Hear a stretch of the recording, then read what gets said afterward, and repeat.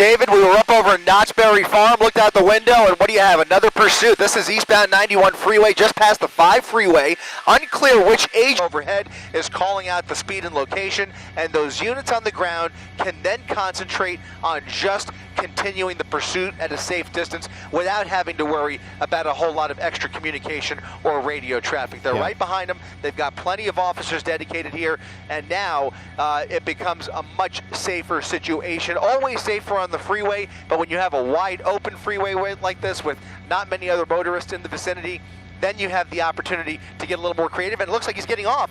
This is 215, right? At the 215 freeway. That's the 215, and he will have the option here. I believe he still has the option of going, southbound. Now he's committed to the southbound side. Something just flew off of that vehicle, or he may have just run something over. I saw some sparks there, but he is now committed to the southbound side of the 210 freeway, where, by the way, traffic remains relatively light here, but at least he's going to stay in the metro area of San Bernardino. He's not going to continue into the desert at this direction. He's going to go southbound on the 215 freeway.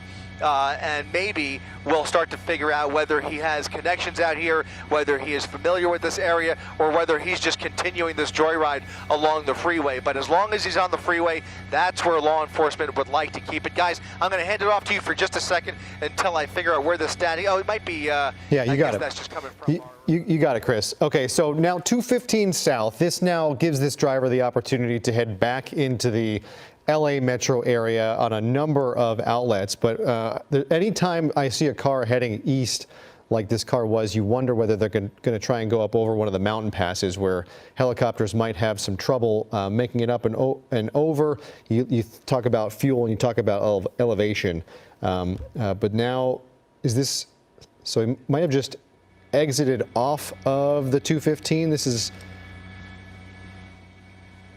no, it wouldn't be the 10. We're still too far north, I think, for the 10. This might be the 66? He's right there. He's right there on the 215, guys. I'm not sure if you can hear me. And now coming to, now off of the freeway. Okay, this is at Baseline. He's at the exit ramp.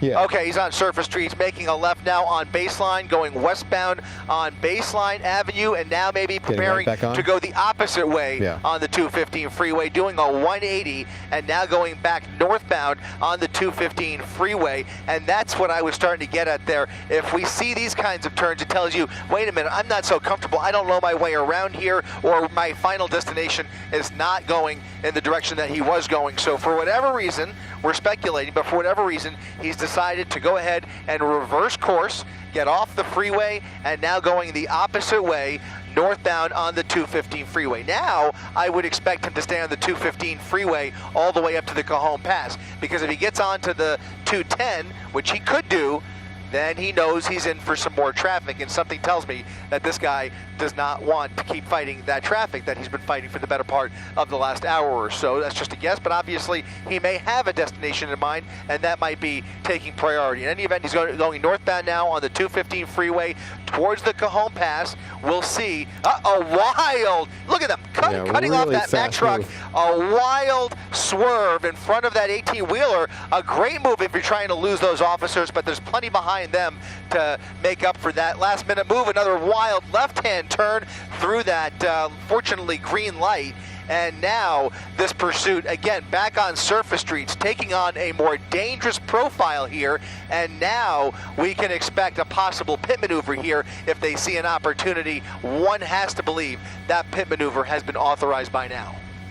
You would think, and it almost looked like that pursuing officer thought about it and just kind of realized there were too many cars around. But once you see a vehicle like this being pursued take wild movements like that, you can feel the desperation and the danger ratchet up pretty quickly and pretty noticeably. And it seemed like that officer knew what was going on, realized what was happening here, and thought about it, but then just didn't have the situational go ahead to be able to pull that off. And now we are on Highland Avenue, back on side streets.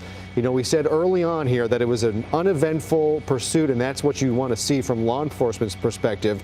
Blowing through a red light, it just turned green, but you see people there. I don't know if that was a baby stroller or a shopping cart, But you see people at intersections and you have a car going this fast, Chris, you start talking about some real dangerous possibilities. You've got innocent motorists left and right, pedestrians. What was an uneventful pursuit may very quickly become very eventful. Here comes the pit right along the right fender there and spinning that Mercedes out of control, doing a full 180 and disabling that vehicle for now. We'll see if there's anything left in the tank there. He has come to a complete stop. He is now facing southbound, face to face with these 3 CHP units.